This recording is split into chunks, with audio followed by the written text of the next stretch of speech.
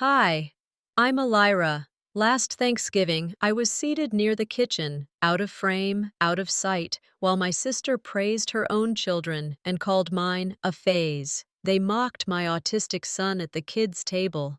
They called me unstable behind closed doors. But what made everyone go quiet was when her husband turned to me and said, "Governor, evening." What happens when the woman they dismissed turns out to be the one who owns the table? Do they apologize, or do they plot quietly, hoping you'll stay small? Would you have stayed seated, or would you have stood up like I did? Thanksgiving used to mean something different. When I was younger, I imagined warm kitchens and laughter that didn't feel forced. But this year, as I pulled into Callista's circular driveway in Greenwood Village, that warmth had long evaporated. The air was sharp, the kind that slices right through the coat, and I could feel Micah's small hand tightening around mine as we walked toward the front door. "Remember, buddy," I whispered, "we don't have to stay long. Just smile, and if you get tired, tug my sleeve." He nodded, his stuffed fox clutched tight under his arm. He never went anywhere unfamiliar without it. Gareth opened the door, his face lit up just enough to pass as polite. "Elira, you're early." "Just wanted to help get things started," I said, shifting the casserole dish in my arms. He stepped aside without offering to take it. "Callista's setting up the table." Of course she is. The house smelled of cinnamon and too much ambition. Every corner curated, every frame just so. Even the fireplace looked like it had been staged. Callista came down the stairs, wrapped in a cream cashmere sweater and a smile that didn't reach her eyes. "Elira, you brought your famous sweet potato bake?" she said brightly, like I was a guest on a cooking segment. "Thought I'd contribute." She kissed the air near my cheek. "You always do." She glanced down at Micah and her smile faltered for half a second. "And there's my favorite little man."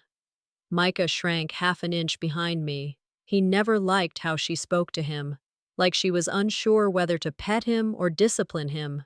"Go ahead," she said. "Everyone's getting seated."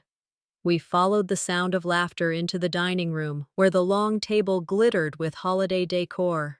Silver runners, pumpkin-shaped place cards, enough candles to summon the spirits of Thanksgiving past. And then I saw it, the seating arrangement. My name, along with Micah's, was written in faint gold ink at the farthest end of the table, 2 chairs squeezed behind a pillar, practically in the kitchen. I paused. Callista, watching me from across the room, raised her glass in mock cheer. "It's not about the seat, Elira. It's about being together." "Of course," I replied, placing the dish on the sideboard. "Together, just spatially strategic." Micah's little chair wobbled when he sat. He didn't complain. He never did. But his eyes darted around the table, watching cousins giggle, aunts chatter, and not one glance came our way. The noise rolled over us like surf. Conversations bloomed about internships, violin recitals, scholarships. Callista's daughter had just gotten a summer research offer. "Harvard wants her early," someone said. Everyone clapped. No one asked Micah what he liked to do. Sylvia, my mother, leaned over and patted my wrist. "Just let them have their moment, honey." Her moments had been happening for years. I couldn't remember the last time Micah had one. "Mom," Micah whispered, tugging gently. "Are we guests or ghosts?" I forced a smile. "We're observers today, love. Observers stay wise." He nodded, then adjusted his fox so its head peeked out above the table, as if it needed to see too. The meal began with Callista giving thanks. She stood, glass in hand, chin high. "I'm grateful for family," she said. "For the strong ones, the capable ones, the ones who hold us together." Eyes flitted down the table, never landing on me. Later, as dessert trays were shuffled around, Callista leaned toward a guest and laughed. "I don't know how Elira does it. Raising a child like that? I'd lose my mind." Her voice wasn't meant to be overheard, but it always was. Micah froze. His fork clinked softly against his plate. I didn't move. I didn't flinch. I just breathed in through my nose, out through my teeth. Years of restraint in a single exhale. It's not just a chair in the corner, I thought. It's a history of being sidelined. Today, the seat just made it official. 3 years ago, Micah wasn't included in the family prayer. They said it was because he was coloring in the other room and didn't want to come. He had told me afterward, in the car. They forgot me. And I said, "No, baby, they just didn't know." I lied. I looked up at the chandelier, polished to blinding perfection, and let my gaze move across the room. I counted. 7 family members who hadn't said hello, 3 who hadn't made eye contact, 1 who avoided us altogether. I took a sip of water. My mouth was dry despite the glass being full. I wonder, I thought, if anyone would notice if we left. I stayed seated, swirling the water in my glass while chatter filled the space around me. It was easier to focus on the tiny bubbles rising than to listen to the voices that never said our names. Micah leaned in against my side and whispered, "I'm cold." Without a word, I reached for the shawl draped over my chair and wrapped it around his shoulders. He pulled it tight, burying half his face in it like a shield. I kissed the top of his head, then let my eyes scan the room again. The chaos of conversation, forks clinking on china, the sound of Callista's laughter. It was all there, and yet we weren't part of any of it. Then Callista stood and tapped her glass with a spoon. "Let's raise a toast," she announced, lifting her wine. "To family, to strength, and to the women who somehow do it all, even when the job seems impossible." She looked right at me.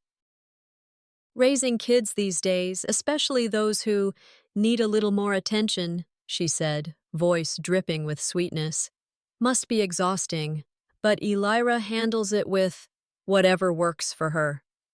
Laughter rippled politely across the table. Micah's hand clutched my wrist. I smiled. Just enough. Not too much. Just enough to avoid another moment. A cousin piped up. "You're so patient, Elira. I could never deal with that kind of stress. I don't know how you do it." I didn't respond. Just nodded. No one asked you to, I thought. Then came the suggestions. "Have you tried ABA? There's a center in Boulder, really high success rate with kids like yours." My neighbor swears by CBD drops. One by one, they tried to rescue me from a life they assumed was falling apart. Sylvia nodded along, chiming in with the occasional, "That's true," or "It wouldn't hurt to look into it." Gareth said nothing, but the silence felt like consent. Micah stared at his lap. The fox he clung to now sat on the table beside his plate, its little eyes dull with time. I heard Maya Angelou in the back of my mind. When someone shows you who they are, believe them the first time.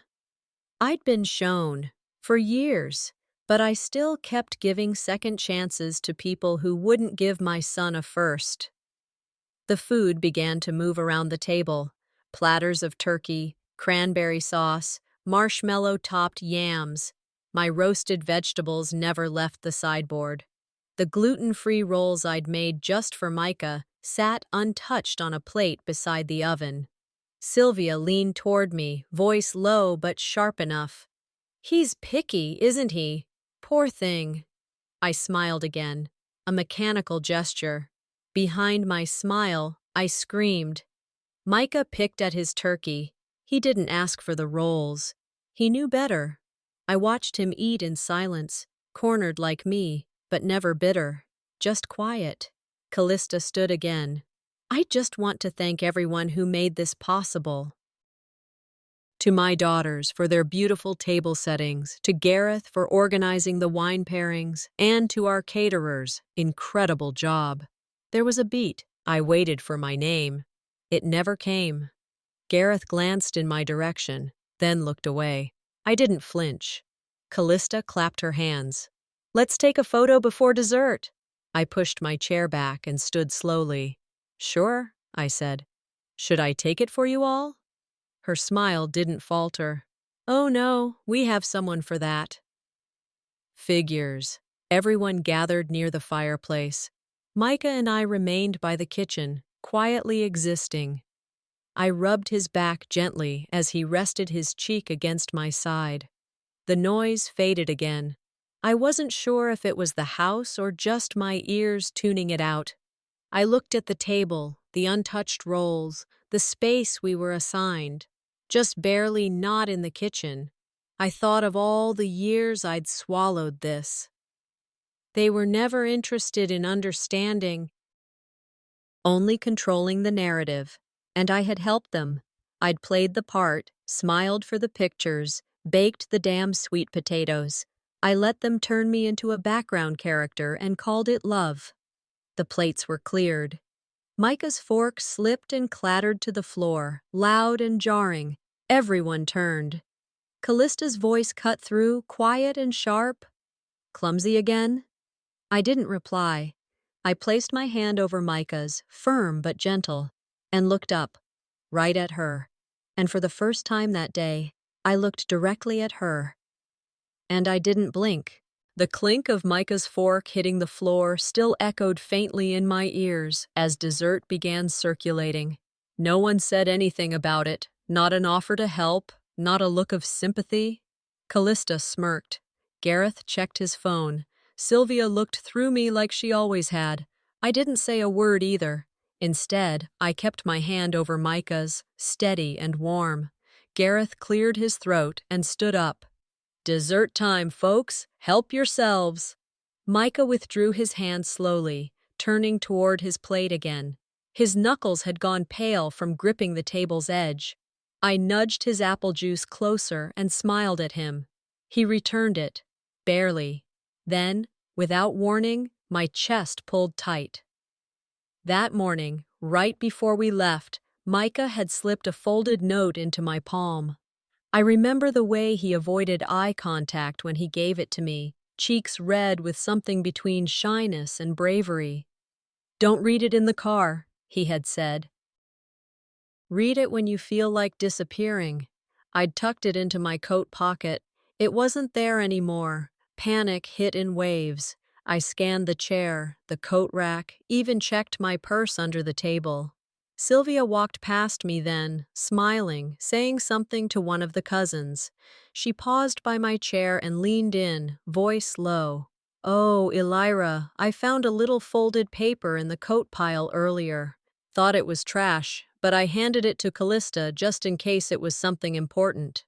My mouth opened, but nothing came out. I stared at her. "It was probably nothing," she added, walking away. "Probably nothing. That's what love gets reduced to in this family. A paper someone else decides doesn't matter." Callista's voice chimed from across the table.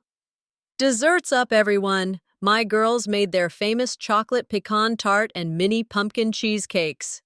She beamed with pride, and the room clapped politely. Plates clinked, voices lifted again. The tart was already sliced and served with decorative cinnamon sticks. Not one person looked toward the fridge. I excused myself quietly, walking past the noise, through the hallway, and into the kitchen. The fridge door opened with a dull suction sound. There it was, the tart I made for Micah, gluten-free, dairy-free, carefully labeled, untouched. A note I'd written on it had even curled from condensation. "For Micah, please don't mix with others." I carried it back with steady hands and placed it on the sideboard. I cut him a piece and set it on his plate. No one else moved to touch it. Callista turned to me with that saccharine tone again. "Oh, didn't know he still had dietary needs. I thought that phase was over." I looked her dead in the eyes. "It's not a phase," I said softly. "It's respect." She blinked, then turned away. Micah picked up his fork again, took a bite, and smiled faintly. Halfway through dessert, Callista's daughter pulled out her phone and announced, "Group pic is live!" A few of the kids gathered around her screen. She held it up, showing a wide shot of the dining room, people mid-laugh, mid-toast. But I saw it immediately. We weren't in it. Cropped out, like shadows just beyond the frame. The caption read, "Family, the real kind." I didn't say anything, just took out my phone, found the post, and saved it. Not to react, just to remember. The smile I'd forced most of the day vanished quietly. I used to think being excluded was an oversight. Now I wondered if it was intentional, a practice, a tradition passed down like bad china. Micah was at the corner again, doodling on a napkin, away from the crowd. I walked over and knelt beside him. He looked up. They like taking pictures, but not of us. I didn't argue. "You belong to more than just this room, you know," I said. He didn't answer, just nodded and kept drawing.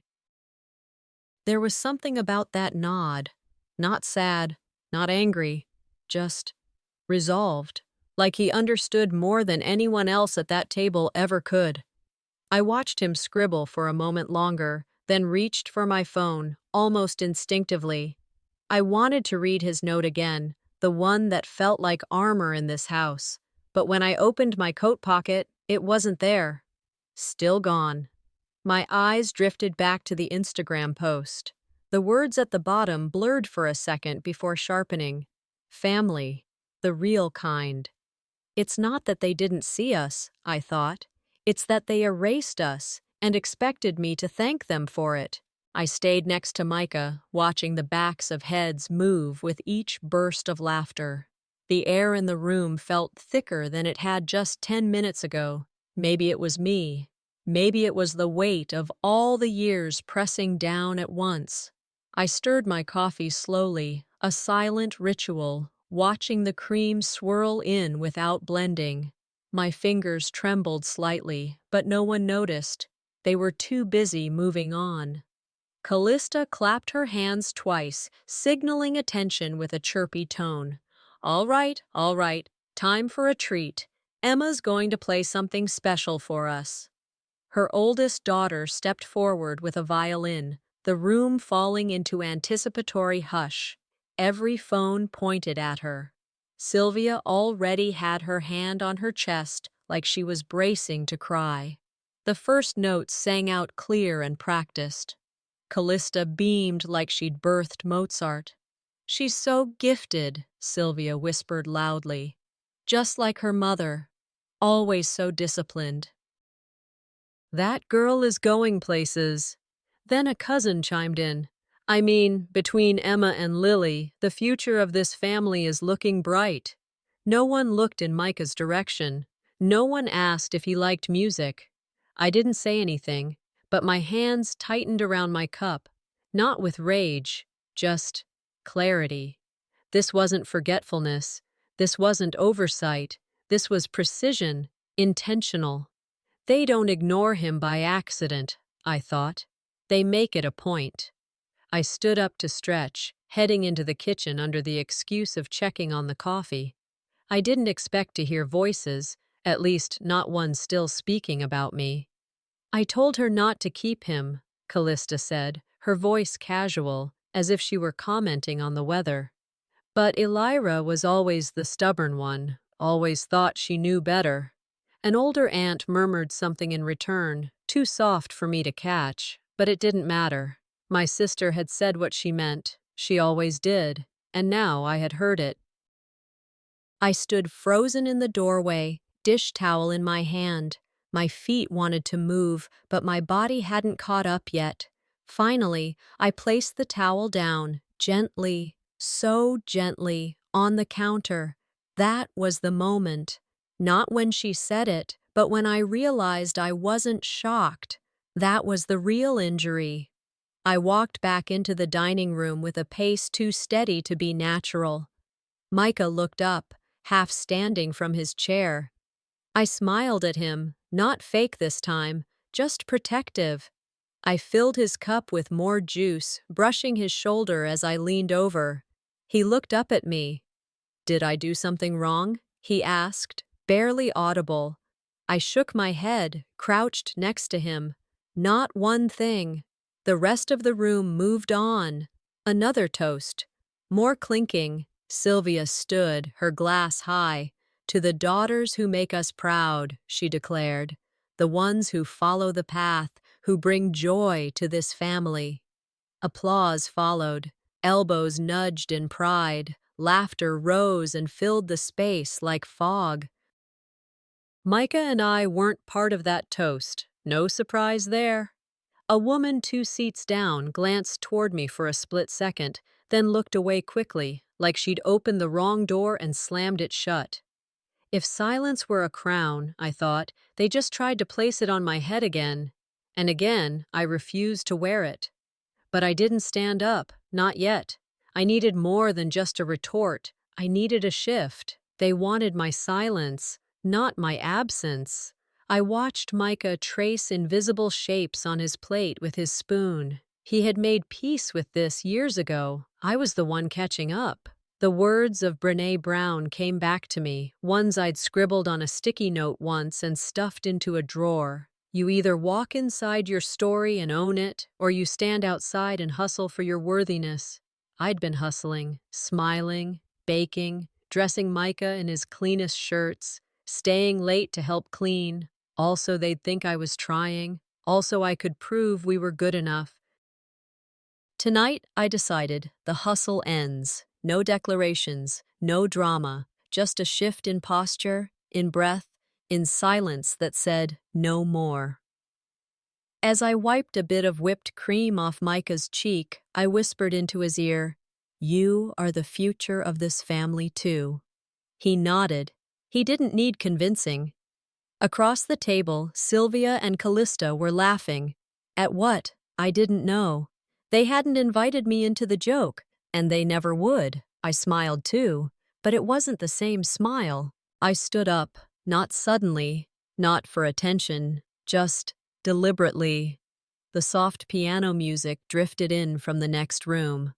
Laughter, Callista's, predictably, bounced off the hallway walls, and for once, I didn't shrink into my chair or wait for someone else to create a pause. I stood because it was time. Micah glanced up at me from his seat and, without asking, began gathering his things. Sylvia's voice rose over the ambient buzz of dessert plates and wine refills. "Let's raise one last toast," she said brightly, "to family unity and the blessings of tradition."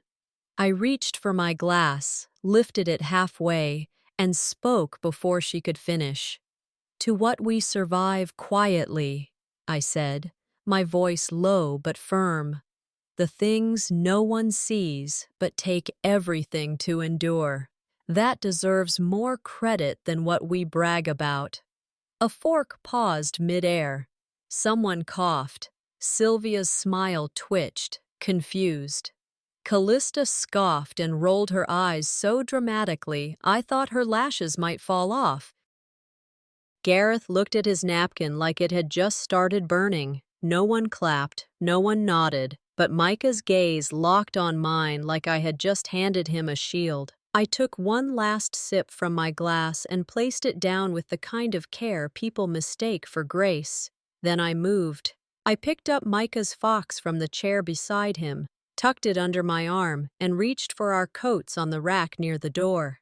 He followed me silently, his steps confident. He knew. He had known before I did.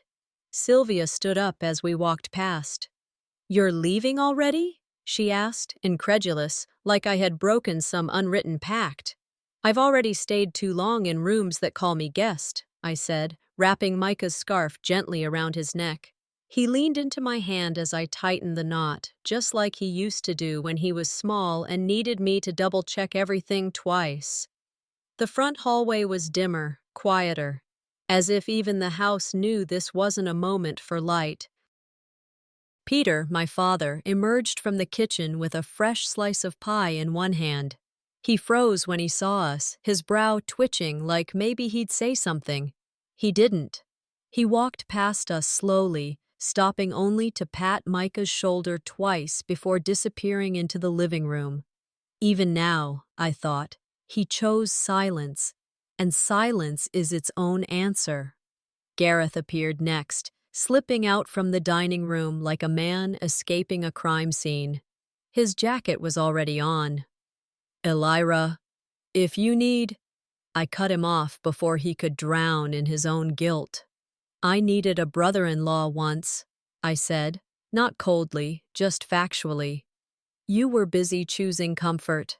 He nodded once, no denial, no defense, and stepped aside to let us pass. Micah's hand found mine, and we walked out into the cold air together. The night was crisp, not biting, but honest. A clarity I hadn't felt in years settled on my shoulders. I took a deep breath as we moved toward the car. "Did we get kicked out?" Micah asked softly as I unlocked the door. "No, baby," I said, smiling. "We walked out."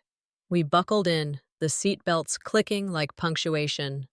I started the engine and let it idle for a moment, the windows fogged slightly from the warmth inside. I glanced once more at the house through the rearview mirror. No one had followed us out. Not Sylvia, not Peter, not Callista, not even Gareth. I shifted into drive. "Next time they ask where I went," I whispered, almost to myself, "tell them I followed my worth." Tell them I followed my worth. That sentence stayed with me the whole drive home. It echoed like a mantra I didn't know I'd been waiting to hear myself say. Micah dozed off in the passenger seat halfway through the ride, his head against the window, the glow of streetlights casting warm strips across his cheek. I didn't turn on the radio. The silence was just right. By the time we got home, it was late. The house felt colder than usual, but maybe that was just exhaustion settling into my bones. I helped Micah into his pajamas, brushing his hair back as he sat on the edge of the bed, eyes half shut. "You okay?"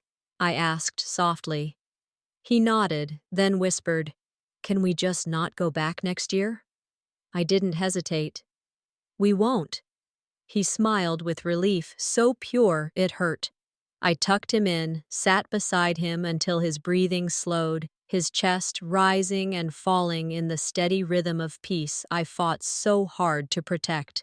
The next morning, I got up early. Coffee, inbox, calendar, the usual. And I wasn't ready to unpack the night emotionally, but professionally, I had things to handle. That's when I saw it, an email forwarded to my personal address. Subject: Thanksgiving recap. No body text, just a file attached. I hesitated, hovering over the play button, then clicked. The voices were grainy, but familiar. "She's overwhelmed." That was Sylvia. "She always acts like she's got it together," another voice said, "Callista. But I swear she's drowning. She's got that boy. It's too much for her. I mean, we could step in, quietly, find a better place for him, somewhere more structured, somewhere he fits." A pause. Then Callista again. "Do it quietly, no drama." I stopped breathing. I hit pause, rewinded 10 seconds, and played it again. Same voices, same words.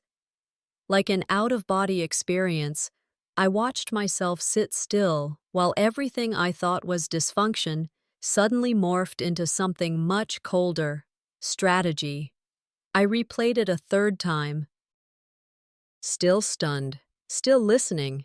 Now I caught more details: Sylvia's tired sighs, Callista's smug certainty, a cousin chiming in with vague, "I've got a contact" lines. "She's not stable," Callista said. "She's emotional. That boy is collateral." That was it. My heart thudded like a warning bell. I closed the file, shut my laptop, and stood. I didn't cry. I brewed another cup of coffee. The machine hissed like a distant applause to my restraint. Then I opened a notebook, flipped to a fresh page, and began writing in sharp, clean bullets. Schedule attorney consult. Update guardianship paperwork. Change emergency contacts. Back up all digital records. I wasn't shaking. I was planning. 2 hours later, I found Micah sitting in the hallway, knees pulled to his chest, fox plush crushed against his side. His face was blotchy. "Sweetheart?" I knelt down beside him. "Talk to me." He didn't look up. "I heard Aunt Callista." My stomach dropped. "She said, I ruin your life." I pulled his chin up gently, eyes meeting his. "No, no, don't ever believe that. She said I don't fit, that I should live somewhere else." "You fit with me," I said firmly. "You belong with me. And you didn't ruin my life, Micah. You saved it." He finally looked at me. "For real?" "For real." Later that evening, after he'd fallen asleep again, fox in hand, face turned to the wall, I stood in front of the hallway mirror. I looked at myself, hair messy, eyes rimmed with too little sleep, and still I saw someone I recognized. "When they go low, we go high," I whispered. "But high doesn't mean silent." I went back to my computer, opened the email again, and deleted it, but not before saving 3 encrypted copies in 3 separate cloud drives. One of them I attached to a fresh message addressed to Vera. Subject: "Hold this." Body: "Quietly." Then I hit send. I stood in the kitchen, drinking water straight from the faucet when my phone buzzed. A unknown number. Just one message. "I know what they said. I can prove more." I read the message 3 times. "I know what they said. I can prove more." The number was local. I didn't recognize it, but the area code was too familiar to ignore. My thumb hovered over the screen. I typed back. "Meet me. 1 hour. Public place." No response. Just the 3 dots. And then nothing.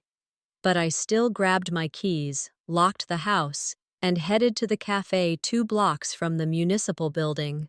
I chose a table outside, near the heater. I wanted visibility. I wanted control.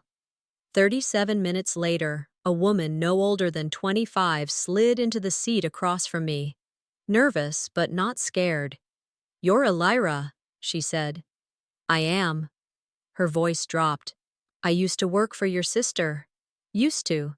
She slid her phone across the table. "I recorded this the week before Thanksgiving. I wasn't going to say anything, but after the way they spoke about you and your son, I couldn't stay quiet." On the screen, Callista, laughing.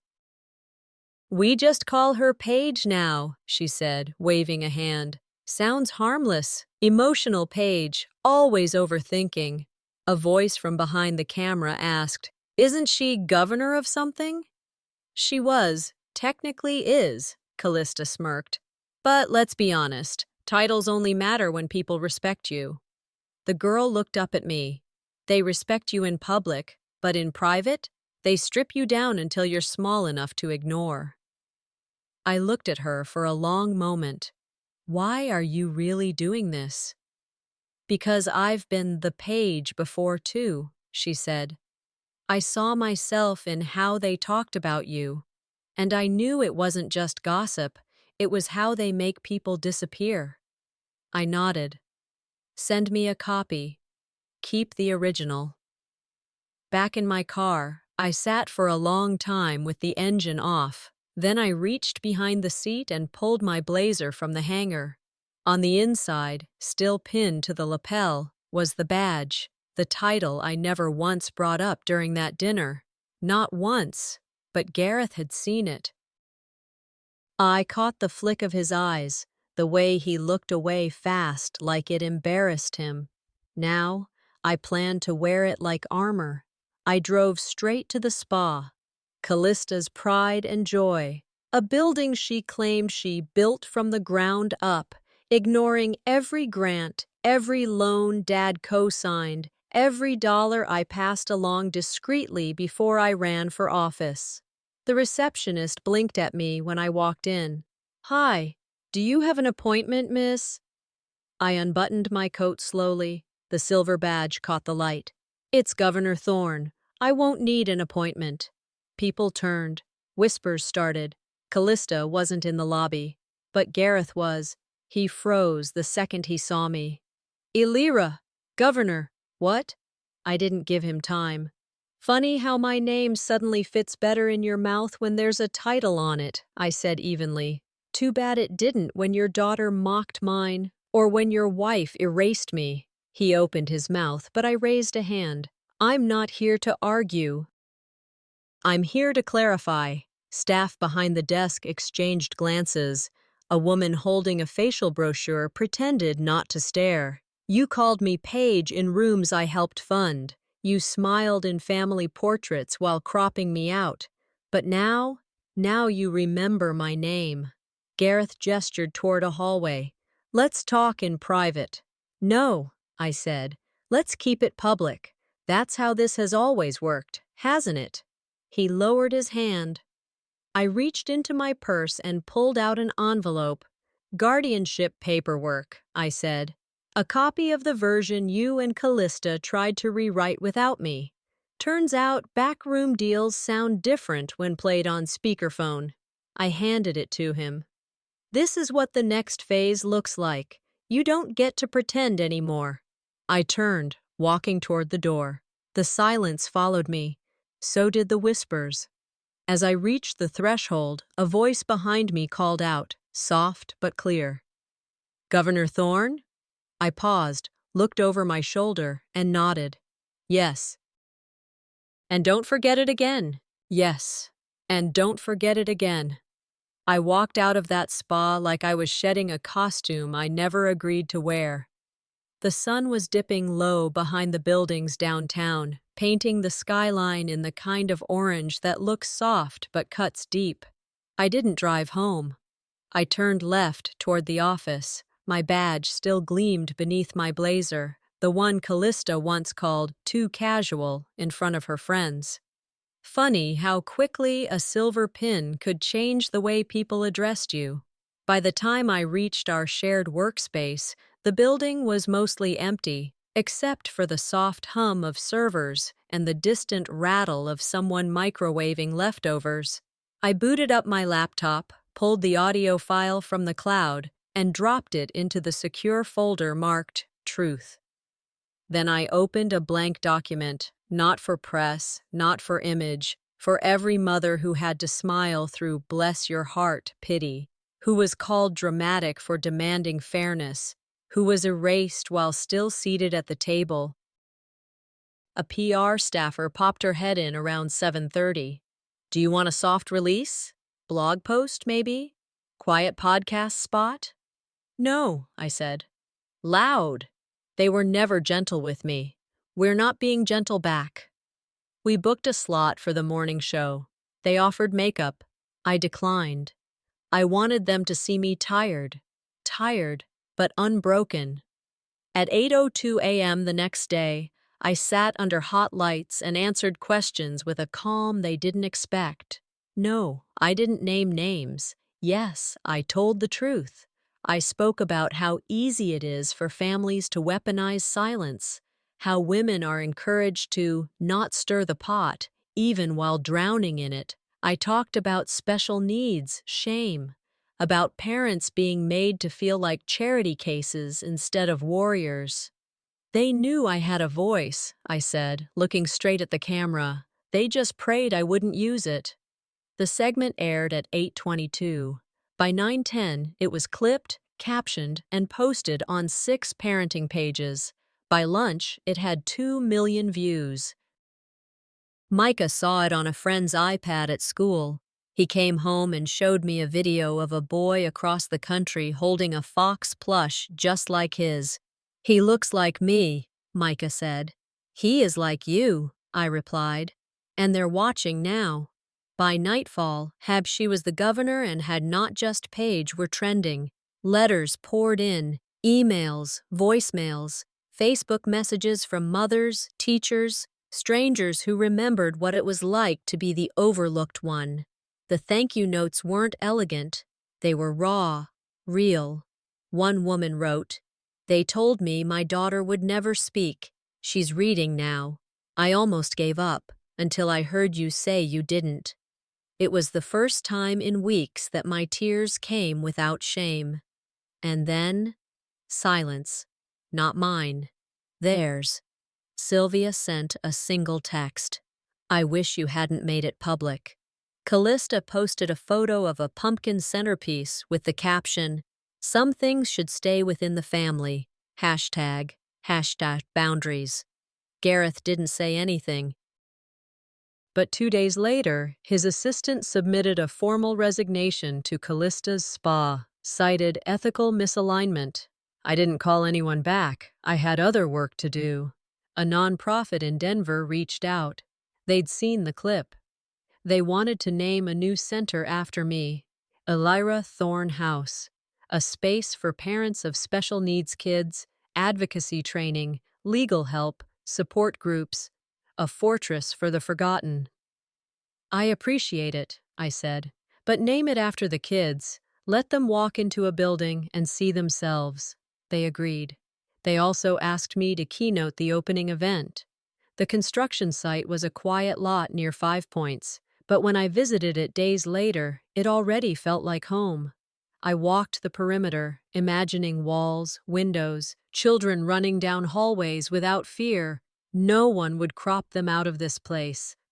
As I left, my phone rang. I answered on instinct. "Elira," the voice said, low, urgent. "Callista's planning to discredit you. She's talking to reporters." "Oh, she's not done." I didn't even blink. "Then neither am I." "Then neither am I." I stared out the window of my office, the Denver skyline smeared behind a veil of condensation on the glass. One hand rested on my desk, the other still clutching my phone like it could bite. The voice from that call echoed louder than the traffic below. My breath came out slow, steady, like shedding 10 years of swallowed words in a single exhale. I didn't expect the next message. It came from a number I hadn't seen since before Micah was born. "You should see this. It's everywhere now." Attached was a link, the kind of link that makes your chest tighten before you even open it. It was a video, shaky, shot from someone's phone during Thanksgiving. The camera panned across the kids' table. My son, sitting alone, humming softly, hands fluttering in that rhythmic way that kept him calm. Then Callista's youngest mimicked him, rocking, squeaking exaggerated noises. The other kids laughed. One adult voice, female, joined in from off-screen. You couldn't see who. But I knew. Laughter, real, full-throated, and cruel. I played it again, slower. Micah, unaware, continued eating, not even flinching. That part hit the hardest. I didn't cry. I turned toward the hallway and called, "Micah!" He padded in, fox in hand, socked feet sliding slightly on the hardwood. He sat beside me, eyes on the screen. "That kid looks like me," he said. I nodded. "It is you." He watched in silence, then turned to me, his voice small but sure. "They never liked me, Mom. But I like me." I kissed the top of his head. That's the only part that matters. By noon, the video was all over parenting pages and disability forums. At first, it had no context. Then someone recognized me. Then someone found the Thanksgiving photos. Then someone else dug up the spa's social media. Then it took off. Comments poured in. How many Micahs were laughed at behind closed doors by people claiming to love them? I know that table. I sat at it my whole childhood. She's not just fighting for her kid, she's fighting for all of ours. Advocacy groups released statements. A national autism coalition retweeted the clip with a simple caption. "We see you, Micah." We're with you. I saw my son beam from across the room as he read that one. Not because of the fame, because someone called him by name and meant it. Later that afternoon, my phone rang. Sylvia. It was just kids, she said, voice trembling. It wasn't meant for public. It wasn't meant to be kind either, I cut in. So let's stop pretending. She went quiet, then hung up. An hour later, Callista issued a press release. This is a private matter being exploited for political gain. She didn't deny it. She just tried to change the subject. Gareth said nothing, but I heard his assistant quit that evening, citing ethical misalignment in a very public post. I didn't respond to any of them. I didn't need to. Instead, I posted a single image. Micah, laughing. Full laugh, head tilted back, eyes shut in joy. Beside it, I typed one line. Kindness doesn't need a camera. No hashtags, no names, just the truth. That night, I tucked Micah into bed like I always did. Same blanket, same fox, same forehead kiss. As I reached for the light switch, my phone buzzed. A name I hadn't seen in years lit up the screen. My aunt. The one who stopped coming to family events sometime after the funeral, sometime before Micah's diagnosis. I stared at the text. You don't know everything, and I'm ready to talk. You don't know everything, and I'm ready to talk. That message had haunted my screen all night. By morning, I'd responded with a location and time. The reply came back fast. A quiet cafe downtown, corner booth by the window, the kind of place where secrets are softened by jazz music and refills of black coffee. When she walked in, I almost didn't recognize her. Aunt Lena. Her hair was fully gray now, pulled back into a low bun. She wore no makeup, and her eyes were swollen with something deeper than fatigue. She sat down across from me and slid a manila folder between us. I kept copies, she said. Inside were printouts of emails, bank records, and handwritten notes. Not just passive-aggressive commentary. Proof. Evidence that Callista had signed my name, on medical waivers, on a trust amendment, even on a private document petitioning for full guardianship review of Micah, backdated, incomplete, and completely illegal. She said it was to protect the family, Lena said. But I realized it was about control. I flipped through pages, noting a message from Gareth to a lawyer about removing Elira from decision-making authority while minimizing drama. I sat back, stunned not by the content, but by how unsurprising it all was. They weren't just judging me, I said. They were preparing to replace me. That afternoon, I received a message from a journalist with a national publication. They were planning a feature. Callista had agreed to be interviewed and claimed I was using motherhood as a shield to avoid accountability. Her exact words, "Would I like to respond?" "No," I told them, "but I'll post something small." I uploaded a single image, just words, white on black. Refusal is not weakness. Sometimes it's the most powerful no. That was it. The next day, I spoke at a local school board event. The room was half full. I wasn't there for cameras. I was there for context. They introduced me as a former advocate for children with special needs. I took the podium slowly and said, "I'm not a former anything. I'm exactly what I always was. You just didn't call me by name before." The room fell quiet. They heard it. By the end of the week, 2 major sponsors pulled out of Callista's charity gala. Ethical concerns, their statements read.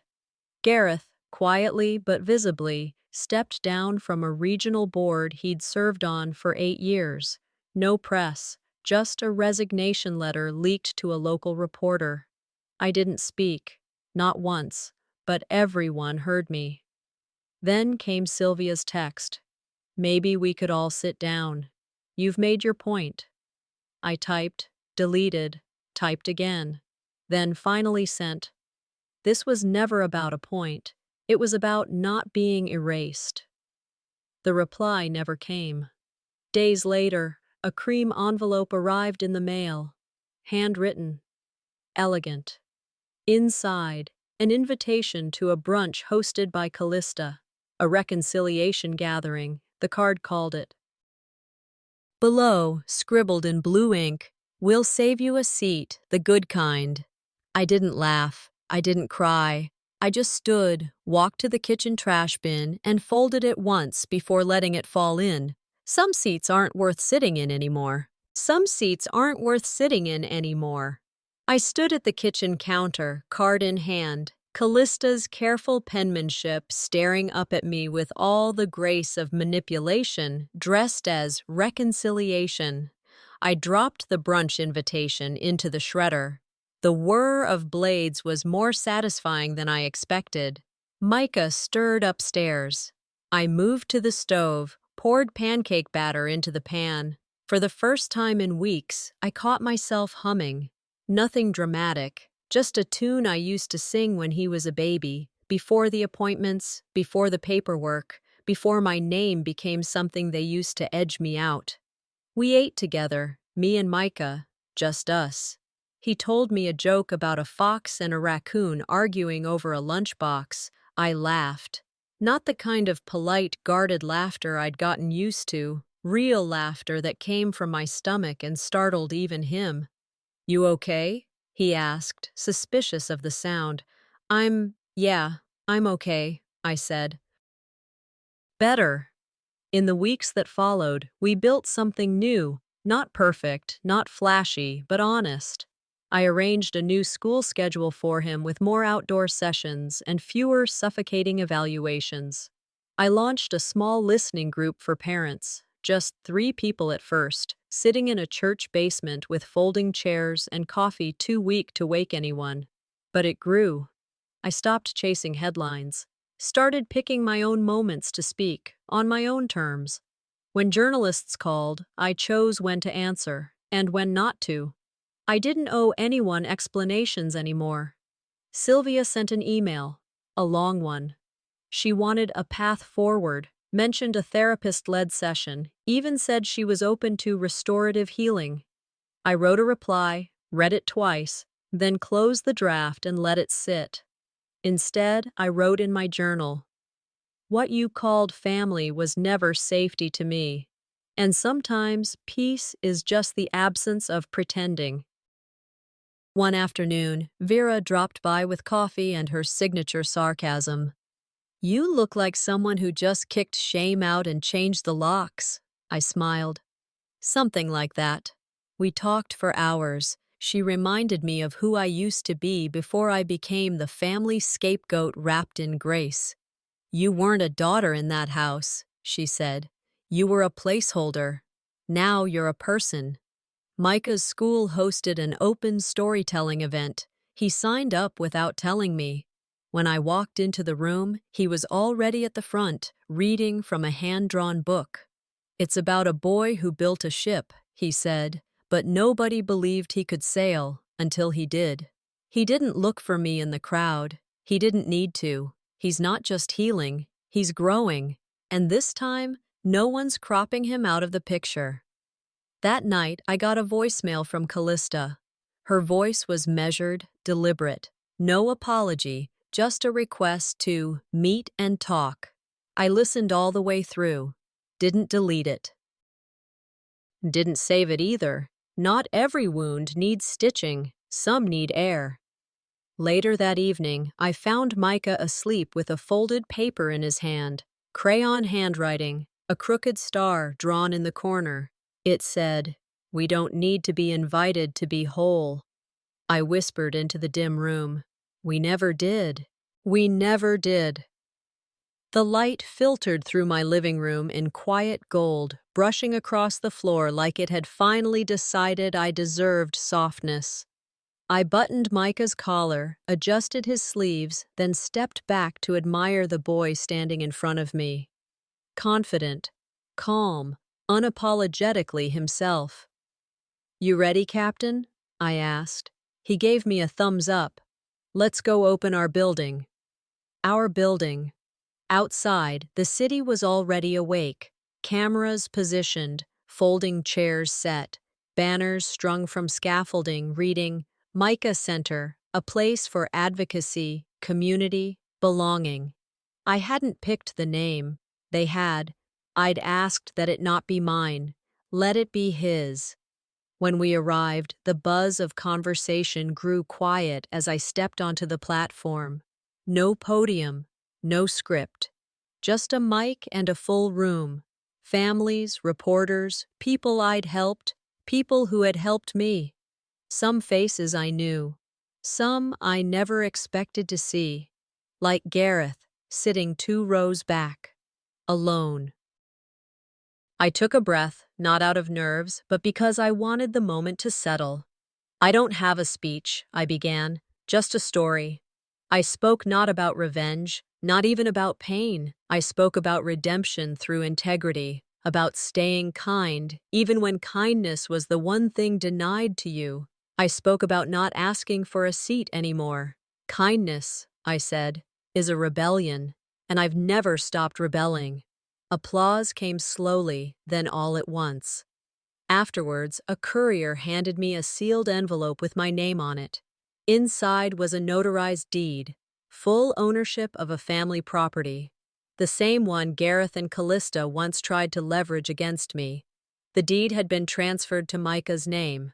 A note tucked inside read, "He deserves the roots we never gave you." No signature, but I knew.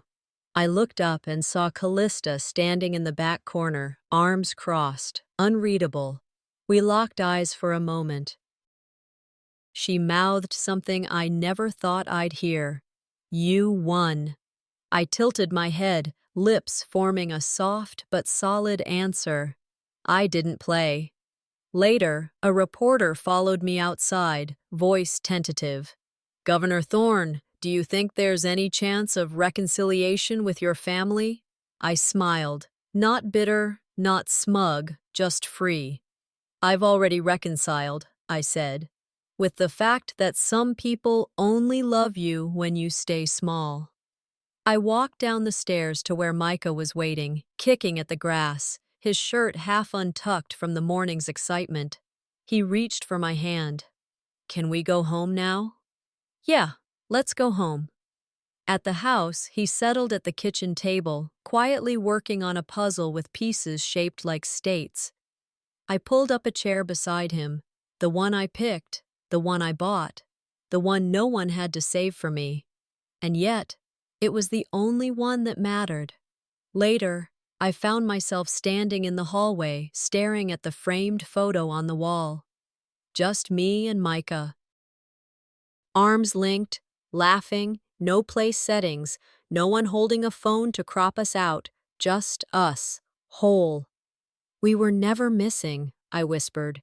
"We just stopped waiting to be found. Sometimes winning looks like walking away with your name intact."